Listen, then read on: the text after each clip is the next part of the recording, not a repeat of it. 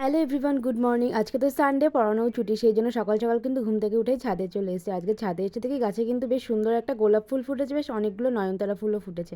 দেন নিচে এসে খেলাম গরম গরম 1 কাপ চা, দিয়ে দিনটাকে শুরু করলাম। আজকে যেহেতু সানডে প্রচুর কাজও আছে, সেই জন্য কিন্তু সকাল সকাল সব কাজগুলো কমপ্লিট করলাম। ঘরে দুটো বেডশিটটাকে চেঞ্জ করে নিলাম। তো প্রচণ্ড পরিমাণে হেয়ার ফল হচ্ছে যে কি বলবো, কদিনের মধ্যে মনে হচ্ছে আমি টাকলুই হয়ে যাবো। সেই জন্য বাড়িতে আমি একটা হেয়ার অয়েল তৈরি করেছিলাম, সেটা একটু অ্যাপ্লাই করে নিলাম, তারপরে শ্যাম্পু করে নেবো।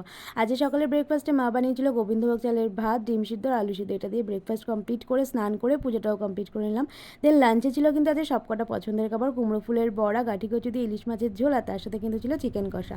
দেন লাঞ্চ কমপ্লিট করে বেশ ভাত ঘুম দিয়ে বিকেলবেলা একটু রেডি হয়ে বেরিয়েছিলাম। সামনেই তো পুজো, এখন তো টুকিটাকি বাজারে কেনাকাটা থাকবেই।